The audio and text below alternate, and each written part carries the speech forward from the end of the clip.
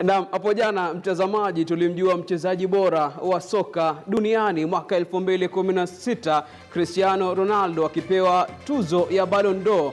Lakini hii leo tunarudi nyumbani, nani atakayeteuliwa mchezaji bora wa mwaka 2016 nchini Kenya baada ya kutamatika kwa ligi kuu ya soka nchini Kenya. Hii leo tutajua mbivu na mbichi.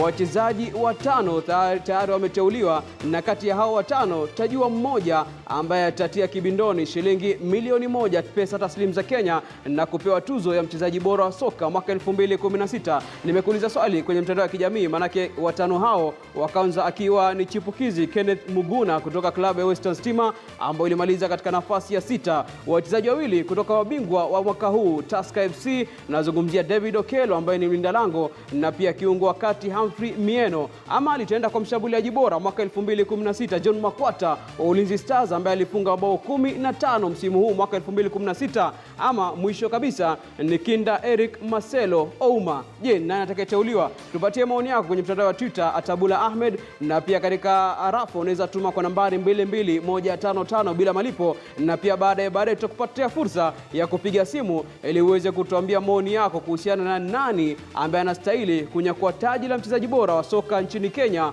mwaka 2016. Jina langu ni Abula Ahmed, karibu kwenye pango mzima Zilizala Viwanjani, leo ikiwa ni siku ya Jumanne tarehe 13 mwezi Disemba mwaka 2016, na ndani ya studio naye nambari 10 mgongoni ambaye anaambia jana alijaribu kuonesha weledi wake katika soka, hii leo viungo vinamuuma, yuko tabani. Karibu kwa studio Bwana Moses Kioko. Nashukuru Abula. Mzima? Niko mzima kabisa. Umejaribu zinaitwaje zile?